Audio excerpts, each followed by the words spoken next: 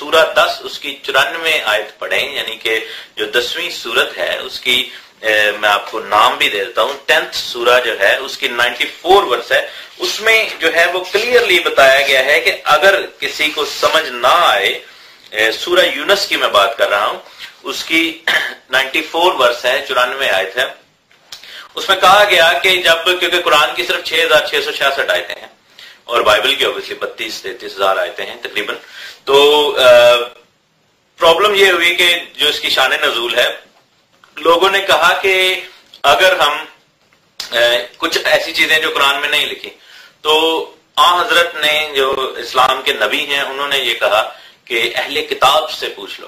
So that means کہ اہل کتاب کے پاس جو نالج پوزیس کیا ہوا ہے اٹس ایکولنٹ اور equally better and equally good as Quran. ٹھیک ہے، یہ اتنا ہی جو ہے وہ مؤثر ہے، کیونکہ آبویسلی اگر قرآن کے مطابق اللہ کی کتاب قرآن ہے تو توریت، صحائف انبیاء اور زبور اور انجیل بھی جو ہے وہ اللہ نے اتاری.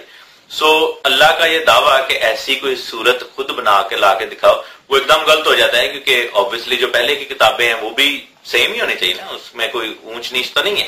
اور پھر یہ دعویٰ اور یہ انسٹرکشن مسلمانوں کو یہ دینا اور ایمان مومنوں کو یہ انسٹرکشن دینا کہ جس بات کی سمجھ نہ آئے یا تمہیں ڈیٹیل چاہیے وہ اہل کتاب سے پوچھ لینا، تو آبویسلی یہ دعویٰ ایک دم غلط ثابت ہو جاتا ہے.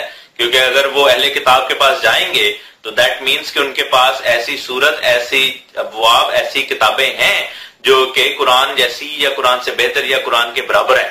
تو یہ دعویٰ کہ ایسی کوئی صورت بنا لو تو پھر وہ دعویٰ یوں ہی مٹی میں مل جاتا ہے. سیمی سیمسن چوڑے کا داماد ابراہیم قادری.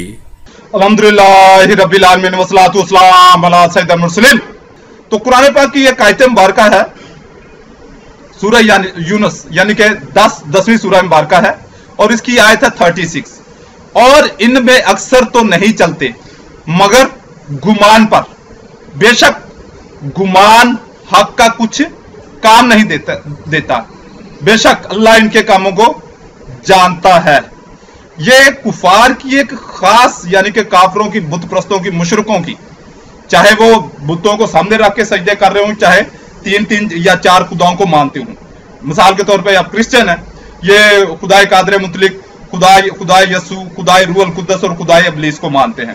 دوسرا کرنتھیوں اس کا 4واں باب اس کی 4تھی آیت. یعنی ان بے ایمانوں کے واسطے جن کی عقلوں کو اس جہاں کے خدا نے اندھا کر دیا ہے. اس جہان کے خدا نے یعنی شیطان نے. اور اس جہان کا خدا کون ہے؟ یہ ابلیس ہے، یہ شیطان ہے. اور اس جہان کا خدا ابلیس ہے. ان کے اندر یہ چیز ہوتی ہے کہ یہ صرف گمان پر چلتے ہیں. کس پہ چلتے ہیں؟ گمان پر. یعنی کہ اپنے ہی ان کی وہ باتیں ہوتی ہیں، گفتگو ہوتی ہے، کوئی اس میں کوئی ان کے پاس پکی بات نہیں ہوتی، کوئی دلیل نہیں ہوتی. سورہ یونس میں، یعنی کہ یہ 10ویں سورہ مبارکہ کی 94 آیت مبارکہ ہے. اور اے سننے والے، اگر تجھے کچھ شبہ ہو اس میں جو ہم نے تیری طرف اتارا تو ان سے پوچھ دیکھ جو تجھ سے پہلے کتاب پڑھنے والے ہیں. بے شک تیرے پاس تیرے رب کی طرف سے حق آیا تو تو ہرگز شک والوں میں نہ ہو. اور اب اگر ہم اس کو قرآن پاک کی ایک اور آیت مبارکہ کو دیکھتے ہیں جس کے بارے میں سیمی سیمسن کا بڑا وہ اس پہ سیمی سیمسن نے کوئی 50 بیانوں میں اس آیت مبارکہ کا ذکر کیا. یہ سورہ مائدہ یعنی کہ 5ویں سورہ مبارکہ ہے اور اس کی 51 آیت یعنی کہ 5ویں کی 51 5ویں آیت کی 5ویں سورہ مبارکہ کی 51 آیت. آئے ایمان والو، یہود و نصارہ کو دوست نہ بناؤ، وہ آپس میں ایک دوسرے کے دوست ہیں، اور تم میں جو کوئی ان سے دوستی رکھے گا تو وہ انہی میں سے ہے. بے شک اللہ بے انصافوں کو راہ نہیں دیتا. تو اس طریقے سے تو بہت بڑا تضاد پیدا ہو جاتا قرآن پاک میں کہ ایک جگہ اللہ رب العزت فرما رہا ہے کہ اگر تمہیں کسی چیز کا علم نہیں ہے یا کسی چیز کے شک میں ہو تو اہل کتاب سے یعنی کہ یہود و نصارہ کے پاس جاؤ، اور دوسری طرف فرما رہا ہے کہ تم اپنا یہ یہود و نصارہ کے ساتھ دوستی مت رکھو. اگر کوئی ان کے ساتھ دوستی رکھے گا، محبت رکھے گا تو وہ انہی میں یعنی کہ یہود و نصارہ میں شامل ہوگا. اس طرح تو بہت بڑا تضاد ہے، جبکہ قرآن پاک میں ہے نہیں. قرآن پاک میں الحمدللہ کوئی تضاد ہے نہیں. 1094 ہے کہ اگر تمہیں کچھ شک ہے تو اہل کتاب سے پوچھو. اس کا پس منظر کیا ہے اس کو ہم دیکھتے ہیں. اس کا پس منظر ہم دیکھیں گے تفسیر تبیان القرآن جلد 5 صفحہ 467 یعنی کہ 467 صفحہ ہے، اور یہ اس مفسر ہیں حضرت علامہ غلام رسول سعیدی صاحب، اور یہ آپ کو انٹرنیٹ پر یہ تفسیر مبارکہ مل جائے گی. تفسیر تبیان القرآن اگر آپ لکھیں گے تو آپ کو یہ مل جائے گی. مفسرین نے یہ کہا کہ ان آیتوں میں رسول اللہ صلی اللہ علیہ وسلم سے خطاب نہیں بلکہ عام انسان سے خطاب ہے. نبی صلی اللہ علیہ وسلم کے زمانہ میں 3 قسم کے لوگ تھے. ایک وہ جو آپ کی تصدیق کرتے تھے، دوسرے وہ جو آپ کی تکذیب کرتے تھے، اور تیسرے وہ لوگ جن کو آپ صلی اللہ علیہ وسلم کے نبی ہونے کے متعلق شک اور تردد تھا. اس آیت میں اللہ رب العزت نے ان 3 قسم کے لوگوں سے خطاب فرمایا، اور جن اہل کتاب سے سوال کرنے کا حکم دیا ہے اس سے مراد حضرت عبداللہ بن سلام، عبداللہ بن سوریہ، حضرت تمیم داری اور کعب احبار وغیرہ ہیں، یعنی کہ وہ اہل کتاب جنہوں نے اسلام قبول کر لیا تھا. اگر یہ اعتراض کیا جائے کہ مسلمانوں کے نزدیک تو اس وقت کی آسمانی کتابیں محرف ہیں، تو پھر ان محرف کتابوں کو نبی کریم صلی اللہ علیہ وسلم کی نبوت کی تصدیق کا ذریعہ کیسے بنایا؟ اس کا جواب یہ ہے کہ ان کی تحریف یہ تھی کہ جو آیات سیدنا محمد صلی اللہ علیہ وسلم کی نبوت پر دلالت کرتی تھی وہ ان آیات کو چھپاتے تھے. تو اگر وہ خود ہی نبی کریم صلی اللہ علیہ وسلم کی نبوت کی تصدیق کر دیتے تو یہ مسلمانوں کے لیے بہت قوی دلیل ہو جاتی. آپ نے یہ آپ کو کنفرم ہو گیا، کلیئر ہو گیا، آپ نے اس آیت کی تفسیر بھی سن لی، آپ کو پس منظر کا بھی پتا چل گیا کہ اس آیت کی کہ اگر تمہیں کچھ شبہ ہو یا کسی کو شک ہو تو وہ اہل کتاب سے پوچھ لے. اس کا آپ کو پتا چل گیا کہ کن اہل کتاب سے پوچھنے کا حکم دیا گیا ہے. مسلمانوں کا ایک غلط کانسیپٹ یہ ہے، مسلمانوں کو چونکہ قرآن شریف میں یہ لکھا ہوا مل گیا کہ انجیل کوئی ایسی کتاب تھی جو ایسے کتاب بن کے پوری ایسے حضرت عیسیٰ پر نازل ہو گئی اوپر سے، تو وہ سمجھتے ہیں کہ شاید واقعی کوئی انجیل نام کی کتاب تھی. ایسا نہیں ہے. انجیل دراصل جو لفظ ہے اس کا مطلب ہے خوشخبری، گڈ نیوز. گاسپل جو ہے انجیل اس کا مطلب ہے خوشخبری، اور خوشخبری جو ہے وہ پہلا کرنتھیوں 15واں باب اس کی 1 سے 4 آیات تک ہم پڑھیں تو وہاں پر ہمیں یہ پولس رسول بتاتے ہیں کہ خوشخبری یا انجیل یہ ہے کہ مسیح یسوع مسیح کتاب مقدس کے مطابق ہمارے گناہوں کے واسطے مرے، مصلوب ہوئے، تیسرے دن مردوں میں سے جی اٹھے کتاب مقدس کے مطابق. اب اس خوشخبری کو جو قبول کرتا ہے، اس بات کو جو قبول کرتا ہے کہ خدا یسوع مسیح میرے گناہوں کے واسطے صلیب پر مصلوب ہوئے اور تیسرے دن مردوں میں سے جی اٹھے، تو وہ ہمیشہ کی زندگی کا حقدار ہوتا ہے. کیونکہ یوحنا کی انجیل اس کا 3 باب اس کی جو ہے 15 سے 18 آیت تک لکھا ہوا ہے کہ خدا نے دنیا سے ایسی محبت رکھی کہ اس نے اپنا اکلوتا بیٹا بخش دیا تاکہ جو کوئی اس پر ایمان لائے ہلاک نہ ہو بلکہ ہمیشہ کی زندگی پائے. اور پھر لکھا ہوا ہے کہ جو کوئی بیٹے کو قبول کرتا ہے اس پر سزا کا حکم نہیں ہوگا، لیکن جو بیٹے کو قبول نہیں کرتا اس پر سزا کا حکم ہو چکا. ٹھیک ہے، تو یہ خوشخبری ہے، اسے ہم انجیل کہتے ہیں. اس کا مطلب یہ نہیں کہ کوئی ایسے کتاب بن کے تو اللہ تعالیٰ نے اوپر حضرت عیسیٰ کے ساتھ ہی بھیج دی تھی جب وہ پیدا ہوئے تھے. قرآن شریف میں اگرچہ ایسے ہی لکھا ہوا ہے. پہلے نمبر پر تو بائبل وہ بیٹم ریولیشن نہیں ہے، ہم یہ مانتے ہی نہیں. ہم نے کبھی دعویٰ نہیں کیا کہ وہ بیٹم ریولیشن ہے کہ ورڈ بائی ورڈ جو ہے وہ جس طرح خدا بولتا تھا اسی طرح کوئی جبریل فرشتہ جو ہے نبی کو آ کے لکھتا تھا اور اسے کہتا تھا خبردار اس لفظ سے ہٹ کے کوئی لکھا. بائبل مقدس میں 2 پطرس کے پہلے باب کی 20 سے 21 آیت میں لکھا ہے کہ آدمی روح القدس کی تحریک کے سبب سے خدا کی طرف سے بولتے تھے. تو جو کچھ انبیاء کرام اور رسول بائبل مقدس میں لکھتے تھے یا جو بولتے تھے، جو لوگوں سے وہ کلام کرتے تھے، وہ خدا کے روح کی ہدایت سے کرتے تھے. یسوع مسیح نے اپنی ماں سے مباشرت کی ہے، سیکس کی ہے. یسوع مسیح کے ذہن میں ہر وقت گندے کیڑے گھومتے رہتے ہیں، اس لیے کہ وہ خود گندا کیڑا ہے. یسوع میں اور کتے میں کوئی فرق نہیں ہے. کتا کتا ہے، یسوع بھی کتا ہے. بائبل مقدس کا بدی والا خدا جو یرمیہ کی کتاب اس کا 42واں باب 10ویں آیت، جو جب خدا اپنے انصاف کے تقاضے کو پورا کرتا ہے تو وہ اس کے بدی کے زمرے میں آتا ہے. بائبل مقدس کا خدا شیطان کی مانند ہے. یسوع مسیح کا جو سارا جو نسب نامہ ہے اس کا مطلب یہ ہے کہ بیسٹرڈ جیزس، حرام زادہ یسوع. और जो बाइबल के मुताबिक यस्सु है, बाइबल के जो मुताबिक यस्सु है, वो भी सिर्फ एक अफसाना साज, तखय्युल और गुमान पर चलने वाली शख्सियत है। इसको हम देखेंगे यूहन्ना बाब 3 में, यूहन्ना बाब 3 और इसकी 13 आयत। और आसमान पर कोई नहीं चढ़ा सिवा इसके जो आसमान से उतरा, यानी इब्ने आदम जो आसमान में है, जो आसमान में है। यानी कि यस्सु अपने आप को, अपने आप के लिए कह रहा है कि मेरे अलावा कोई आसमान पर नहीं चढ़ा, मैं आसमान से उतरा हूं, मैं आसमान से उतरा हूं, मेरे अलावा आज तक कोई आसमान पर नहीं चढ़ा। जबकि अगर हम इसको, इसके मुकाबल जब पुराने अहदनामे में देखते हैं तो पुराने अहदनामे में जो है, पुराना अहदनामा चीख चीख के कह रहा है कि यस्सु झूठ बोलता है, यस्सु झूठ बोलता है। वो कैसे? सलातिन दोम अगर आप देखें, सलातिन दोम और बाब 2,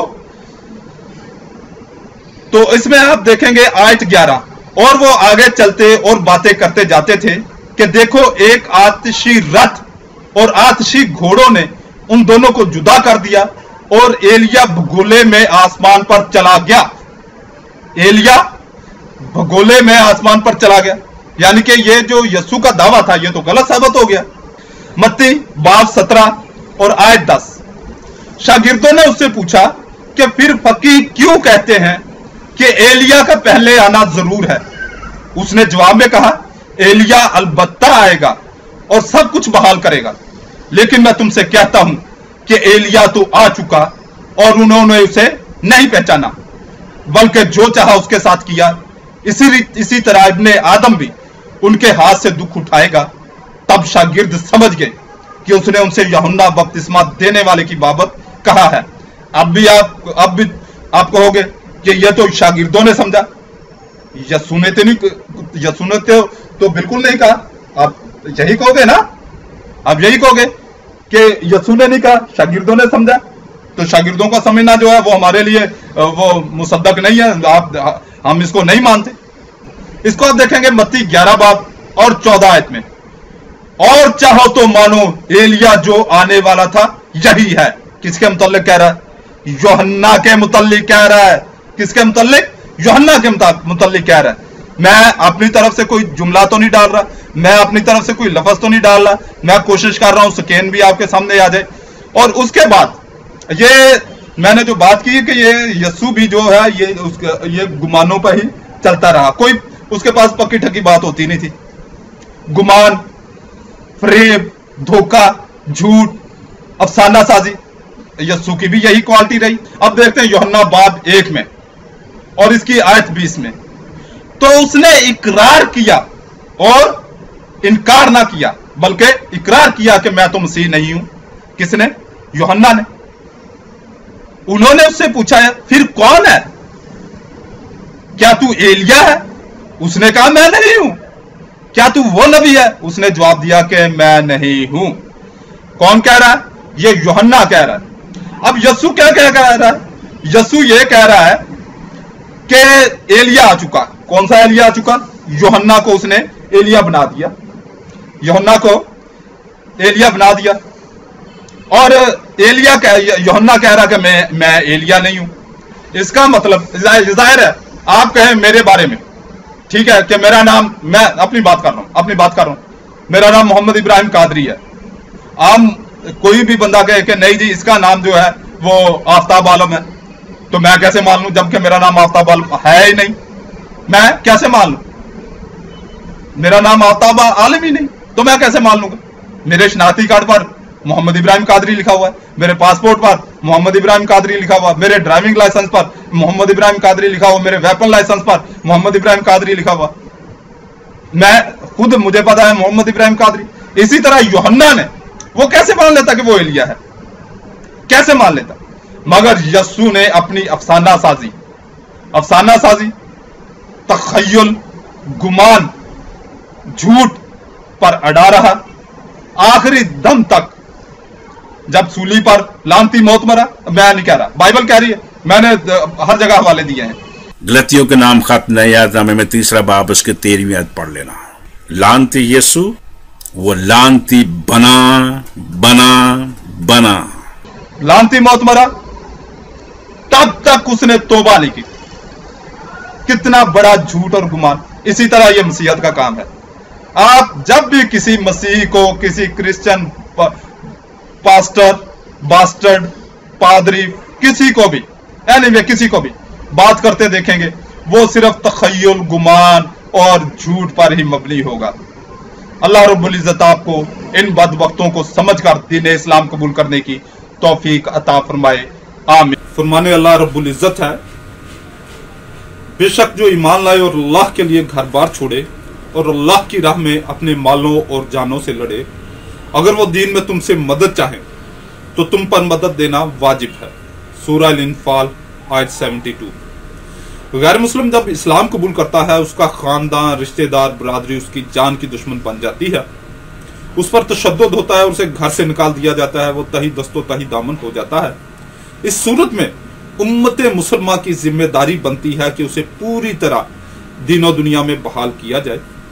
न्यू मुस्लिम का इकराम करना मेरे आका करीम सल्लल्लाहु अलैहि वसल्लम की सुन्नत मुबारका है। सही बुखारी 3344 हदीस मुबारका और सही मुस्लिम दूसरी जिल्द हदीस मुबारका 1064। इसी जिम्मेदारी का एहसास करते हुए मैंने यानी मोहम्मद इब्राहिम कादरी ने अदारा बराए तहफ़्फ़ुज़ बहाली नो मुसलमीन कायम किया है। अदारा के मकसद गैर मुस्लिमों में तबलीग करना, न्यू मुस्लिम बहन भाइयों की दीनी तालीम और तरबियत, न्यू मुस्लिम बहन भाइयों के रोजगार और रिहाइश का बेहतरीन और मुस्तकिल हाल, न्यू मुस्लिम बहन भाइयों की शादी ब्याह और कानूनी मामलात में भरपूर अमदाद इंशाअल्लाह अज़्ज़वजल। बराए करम अपनी ज़कात व सदक़ात और फितराना से भरपूर इमदाद फरमाएं। बराए राब्ता व अमदाद 0305 890 2412 मोबी कैश अकाउंट मोहम्मद इब्राहिम कादरी। अल्हम्दुलिल्लाह मुझे अपनी ज़ात के लिए आपके एक पैसे की भी ज़रूरत नहीं, क्योंकि मेरी अच्छी जॉब है और मेरे पास अच्छी आमदन है, मेरे मामलात सही हैं। 13-14 साल से मैं जिस लेवल पर लाइफ गुजार रहा हूँ और मैं इसका आदी हूँ।